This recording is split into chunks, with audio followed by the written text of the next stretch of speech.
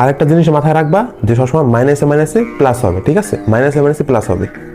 আচ্ছা স্যার, মাইনাসে মাইনাসে যদি প্লাস হয় মানে দুইটা নেগেটিভ মিলে একটি পজিটিভ, তাহলে কি দুইটি খারাপ কাজ করলে কি একটি ভালো কাজ হবে? ব্যাপারটা চিন্তার না।